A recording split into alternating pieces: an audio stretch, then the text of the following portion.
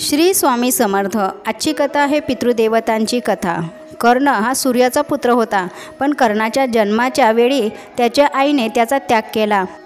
त्यामुळे संपूर्ण आयुष्यात त्याला सूतपुत्र म्हणून ओळखले गेले। जरी तो क्षत्रिय रक्ताचा असला तरीही त्याच्या आयुष्यात त्याला योग्य तो प्रतिष्ठा मानसन्मान कधीच मिळाला नाही, परंतु तो एक पराक्रमी योद्धा आणि अतिशय दानशूर म्हणून प्रसिद्ध होता। कर्णाने अनेक गोष्टींचे दान केले, जसे की सुवर्ण, रत्न, चांदी, हिरे, मोती आणि इतर संपत्ती, परंतु त्याने कधीही अन्नदान केले नव्हते। आणि पितृपक्षांची कथा ही कथा महाभारताच्या युद्धानंतरची आहे। ही कथा कर्णाच्या मृत्यूनंतरच्या प्रसंगाशी संबंधित आहे आणि त्यातूनच त्याच्या या पितृपक्षाची उत्पत्ती स्पष्ट होते। कर्णाच्या मृत्यूची घटना महाभारतातील एक महत्त्वपूर्ण आणि भावनिक घटना आहे। कर्ण हा एक महान योद्धा होता, परंतु महाभारताच्या युद्धात कर्ण कौरवाच्या बाजूने लढला आणि अखेरीस अर्जुनासोबतच्या लढाईमध्ये त्याचा मृत्यू झाला। त्यानंतर कर्णाचे जीवन संपले आणि त्याचा आत्मा स्वर्गात गेला। तिथे त्याला योग्य ते फळ मिळाले, परंतु तेथे त्याच्यासोबत एक विचित्र घटना घडली। स्वर्गात त्याला जेवणासाठी सोनं, चांदी आणि विविध रत्ने दिली गेली, पण ताटात अन्नाचा एक कणही दिला नाही। तेव्हा कर्णाच्या आत्म्याला आश्चर्य वाटले की मी तर इतका मोठा दान करणारा असूनही मला स्वर्गात अन्न का मिळत नाही। तो खूप निराश झाला आणि तो या गोष्टीचा उलगडा करण्यासाठी इंद्रदेवाजवळ गेला। त्याला पाहून इंद्रदेव म्हणाले, हे महाशक्ती दानवीर कर्ण, स्वर्गात तुला काही अडचण तर नाही ना? यावर कर्ण म्हणाला, हे इंद्रदेव, मला खूप भूक लागली आहे आणि इथे माझ्या ताटामध्ये अन्नाऐवजी सुवर्णमुद्रा, रत्न, हिरे, मोती, चांदी, सोनं वाढले गेले आहे, तर आता इतर लोकांना विविध प्रकारचे स्वादिष्ट अन्न वाढले जात आहे। मग त्याचे तुम्ही मला कारण सांगा की माझ्यासोबत असं का होत आहे? हे देवा, तुम्ही मला याचे कारण सांगू शकता का? यावर इंद्रदेवाने त्याला सांगितले की याचे मूळ कारण आहे जे तुझ्या कर्माशी जोडले गेले आहे। मनुष्य आपल्या जीवनकाळात जितके दान पुण्य करतो तितकेच तो मेल्यावर त्याच्या आत्म्याला ते प्राप्त होते। हे इंद्रदेव, मी तर माझ्या आयुष्यात नेहमीच दान करण्यात कसलीच कमतरता सोडली नाही, हे तुम्हाला देखील माहीत आहे। यावर इंद्रदेव म्हणाले, मला माहीत आहे, कारण तू तुझ्या आयुष्यात आजवर खूप दान केलं आहे आणि ते युगानुयुग आठवणीतसुद्धा ठेवले जाईल। तू तुझ्या संपूर्ण आयुष्यात सुवर्ण, रत्ने आणि हिरे मोती याचे दान केले आहे, पण तू कधीच अन्नदान केले नाही व तुझ्या पूर्वजांना त्याच्या मृत्यूनंतर कधीच अन्नाचा घासही दाखवला नाहीस। त्यामुळे तुला येथे अन्नाऐवजी सोनं आणि रत्ने मिळाले आहेत। हे ऐकल्यावर कर्णाला खूप वाईट वाटते आणि तो इंद्रदेवाला म्हणाला, हे इंद्रदेव, मला याबद्दल आपण सविस्तर मार्गदर्शन करावे, ही माझी इच्छा आहे। मग इंद्रदेवाने कर्णाला पिंडदानाचे महत्त्व सांगितले। पिंडदान हा हिंदू धर्मातील एक महत्त्वाचा धार्मिक विधी आहे, जो पितृपक्षाच्या काळात आपल्या पितरांच्या आत्म्याला शांती आणि मोक्ष मिळवून देण्यासाठी केला जातो। पिंड म्हणजेच भाताचे किंवा पिठाचे छोटे गोळे, जे काळे तीळ, ज्वारी, गहू आणि इतर धान्य वापरून बनवले जातात। या पिंडाद्वारे आपल्या पूर्वजांना अर्पण करून त्यांना तृप्त केले जाते। पिंडदान करण्याचा उद्देश असा असतो की मृत व्यक्तीच्या आत्म्याला मोक्ष मिळावा, पुढील प्रवास सुखकर व्हावा, त्याचसोबत आपल्या नातेवाईकांनाही जेव घातले जाते। त्यानंतर इंद्रदेवाने कर्णाला 15 दिवसाच्या अवधीवर पृथ्वीवर जाण्याची अनुमती दिली, जेणेकरून कर्ण त्याच्या पूर्वजांना भोजन दान करू शकेल। आता त्याच्या लक्षात आलं की अन्नदान हे सर्वात महत्त्वाचे पुण्यकर्म आहे आणि ते त्याने आपल्या आयुष्यात कधीच केलं नव्हतं। कर्णने इंद्रदेवाला विनंती केली की त्याला पुन्हा पृथ्वीवर परत पाठवावे, जेणेकरून तो आपल्या पितरांसाठी अन्नदान करू शकेल। कर्णाच्या प्रामाणिक विनंतीमुळे इंद्रदेव प्रसन्न झाले आणि त्याने कर्णाला 15 दिवसासाठी पृथ्वीवर परत पाठवले। या काळात कर्णाने अत्यंत भक्तिभावाने आपल्या पितरांसाठी अन्नदान केले आणि श्राद्धविधी केले। त्याच्या या अन्नदानामुळे त्याच्या पितरांची आत्मा तृप्त झाली आणि त्यालाही आत्मशांती मिळाली। कर्णाच्या याच कृतीनंतर पितृपक्षाची परंपरा सुरू झाली। पितृपक्ष 15 दिवसाच्या कालावधीत आपल्या पितरांना पिंडदान आणि अन्नदान त्याचसोबत जल अर्पण करून त्यांना शांती दिली जाते.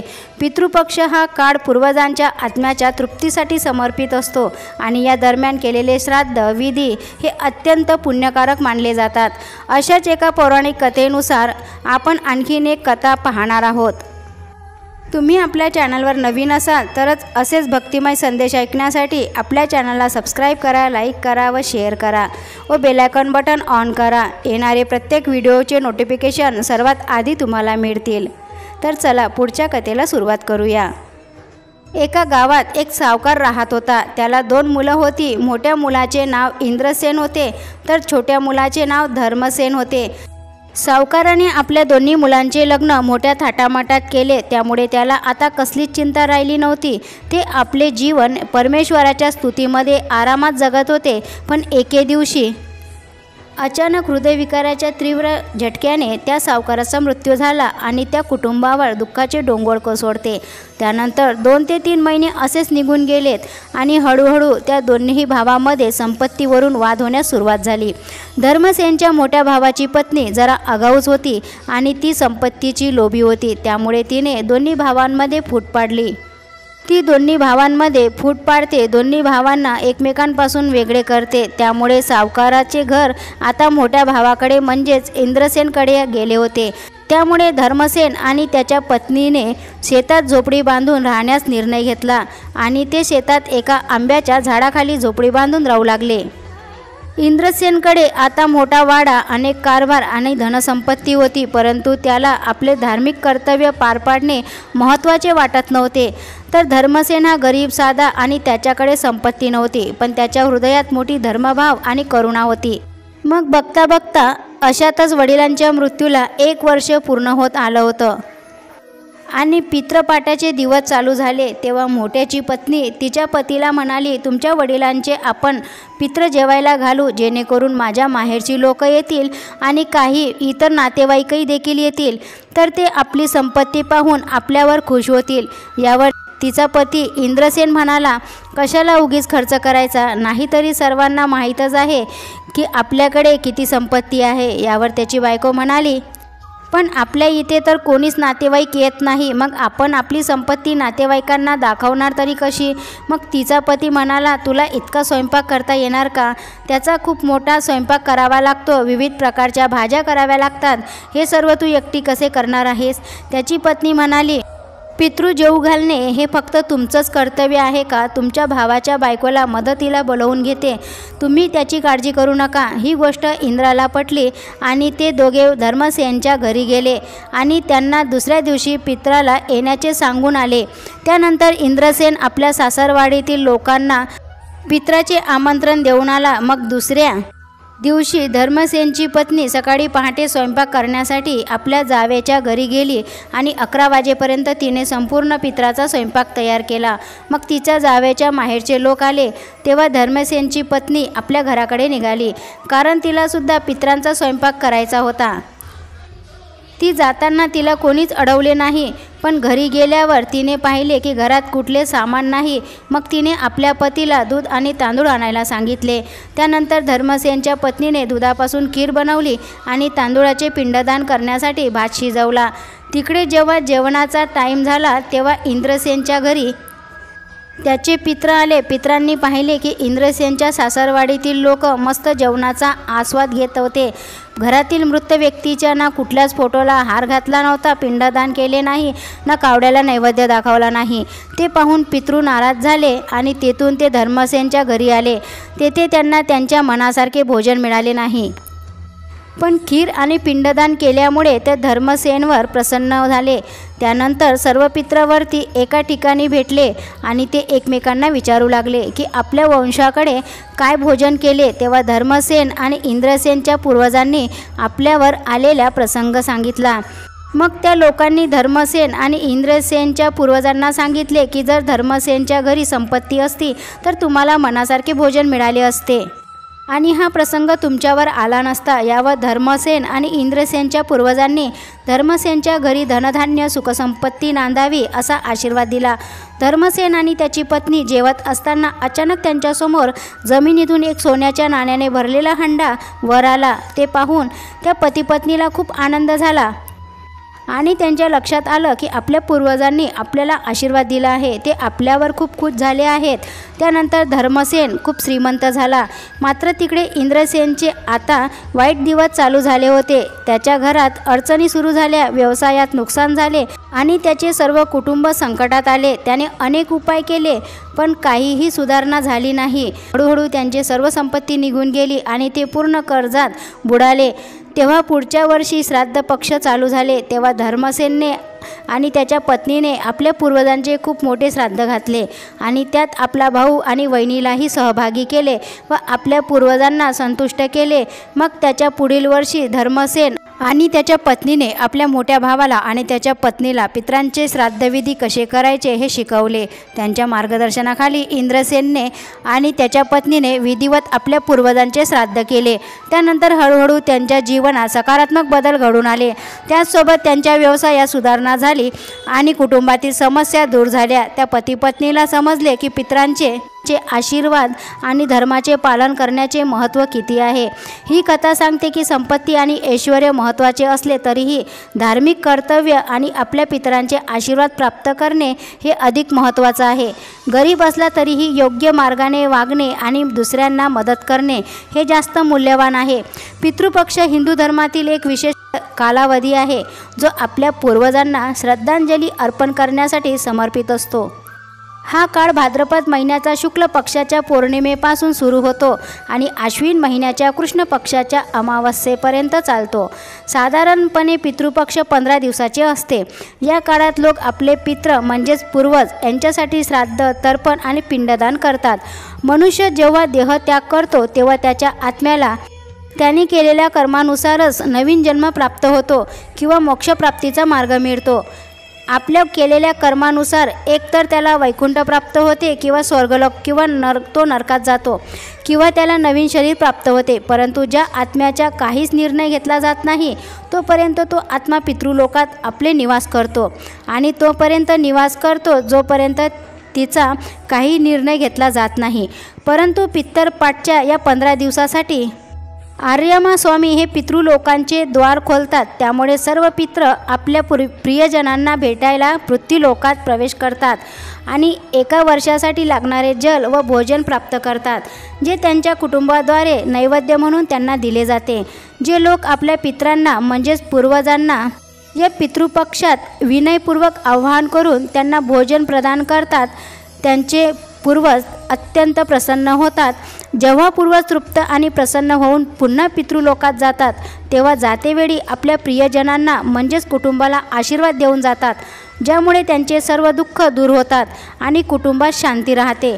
त्याचसोबत त्या कुटुंबातील दारिद्र्यता नष्ट होते. तसेच जे लोक आपल्या पूर्वजांना जल, भोजन, पिंडदान करत नाही त्यांचे पूर्वज मृत्यूलोकातून उपाशी पितृलोकात जातात आणि ते निराश व असंतुष्ट होतात. त्यामुळे त्यांच्या कुटुंबातील व्यक्तींना किंवा कुटुंबाला पितृदोषाला सामोरे जावे लागते. असे की सतत घरात कोणी ना कोणी आजारी पडणे, कमावलेला पैसा न टिकणे, व्यवसायात नुकसान होणे, मुलामुलींचे लग्न न होणे, मुलं वाईट मार्गावर जाणे, अशा अनेक परिस्थितींना त्यांना सामोरे जावे लागते. पितृलोकांच्या देवतेचे नाव आर्यमा स्वामी असे आहे आणि कावडा हे त्यांचे वाहन आहे. पितरांच्या दिवशी कावड्याला आवाहन केले जाते. असे मानले जाते की जोपर्यंत कावडा या नैवेद्याला शिवत नाही तोपर्यंत आपल्या पितरांनी भोजन केले नाही असे मानले जाते. कावडा आपल्याद्वारे दिलेले भोजन आपल्या पूर्वजांपर्यंत म्हणजेच आपल्या पितरांपर्यंत पोहोचवते. या दिवशी कुत्र्याला सुद्धा मानलं जातं आणि त्याला पितरांचे संदेशवाहक म्हणून पाहिले जाते. या दिवशी गायीलाही नैवेद्य चारला जातो कारण गाय हिंदू धर्मात अत्यंत पूजनीय मानली जाते. गायीमध्ये सर्व देवी देवतांचा वास असतो. त्यांची परिस्थिती चांगली आहे त्यांनी या दिवशी 21 लोकांना जेवण घातले पाहिजे. मध्यमवर्गीयांनी कमीत कमी 4 ते 5 लोकांना जेव घातले पाहिजे. जर एखादा खूपच गरीब असेल तर त्यांनी आपल्या पूर्वजांच्या फोटोसमोर 1 ग्लास पाणी ठेवून त्यांचे स्मरण केले पाहिजे. कर्ज घेऊन श्राद्ध करू नये, त्यामुळे आपले पूर्वज नाराज होतात. आपल्या योग्यतेनुसारच श्राद्ध केले पाहिजे. पितृपक्षाच्या पानामध्ये उडदाच्या डाळीचे वडे, तांदूळाची खीर, कढी, आमटी, भात, कुरडी, पापड या सर्व पदार्थांचा समावेश असावा. त्याचबरोबर भाज्यांमध्ये मेथीची भाजी, बटाटा, लाल भोपळा, गवार, भेंडी, कारल्याची भाजी याचा समावेश होतो. पितृपक्षांच्या ताटामध्ये कढी, तांदूळाचे खीर, उडदाच्या डाळीचे वडे विशेष महत्त्व आहे. मात्र पितृपक्षाच्या जेवणातील हे पदार्थ प्रथानुसार आणि पद्धतीनुसार बदलतात. काही ठिकाणी कांदा, लसूण विरहित स्वयंपाकही केला जातो. आता तुम्हाला प्रश्न पडला असेल की आम्ही 2 भाऊ आहोत किंवा 3 भाऊ आहोत, मग पितृदोष मलाच का? याचे कारण असे आहे की आपल्या पूर्वजांना ज्याचा लढा जास्त असतो किंवा ज्यांनी त्याला सर्वात जास्त काही दिलेलं असते, पितरांनाही त्याच व्यक्तीकडून आशा असते. त्यामुळे त्या व्यक्तीच्या मागे पितृदोष लागतो आणि ज्याच्या मागे पितृदोष लागतो त्याने हा उपाय करावा. तो म्हणजे तांब्याच्या भांड्यात पाणी घेऊन त्यात 2 ते 3 थेंब गंगाजल टाकून ते पाणी नित्यनियमाने 16 दिवस महादेवाच्या पिंडीवर अर्पण करावे. ज्या दिवशी आपण एखादा उपवास पकडतो त्या दिवशी आपल्याला जर रडू येत असेल किंवा आपली चिडचिड होत असेल तर आपण समजून जायचं की आपले पूर्वज उपाशी आहेत. त्याचसोबत रात्री झोपल्यावर जर आपल्याला 2 तासाच्या आत जाग येत असेल आणि जाग आल्यावर आपल्याला भूक लागत असेल किंवा पाणी पिण्याची इच्छा होत असेल तर समजून जावं की आपले पितरच उपाशी आहेत किंवा ते तहानेने व्याकुळ आहेत. या कथेतून ही एक गोष्ट मात्र शिकायला मिळते की अन्नदान हे अत्यंत महत्त्वाचे दान आहे, कारण हे आत्म्याच्या तृप्तीसाठी आवश्यक आहे. पितृपक्षाच्या काळात पूर्वजांच्या आत्म्याला शांती मिळवून देणे यासाठी तर्पण आणि अन्नदान करणे हे प्रत्येक व्यक्तीचे कर्तव्य आहे. त्यामुळे पितरांचे आशीर्वाद मिळतात आणि कुटुंबात सुख, शांती व समृद्धी येते. प्रत्येक कामामध्ये यश प्राप्त होते. कुठल्याही कामात अडथळा येत नाही. आशा करते की हा संदेश तुम्हाला आवडला असेल. आवडल्यास आपल्या चॅनलला सबस्क्राईब करा, लाईक करा, शेअर करा आणि ही कथा तुम्हाला कशी वाटली नक्कीच कमेंट करून सांगा. तर भेटूया अशाच नवीन संदेशासोबत. श्री स्वामी समर्थ. जय जय स्वामी समर्थ.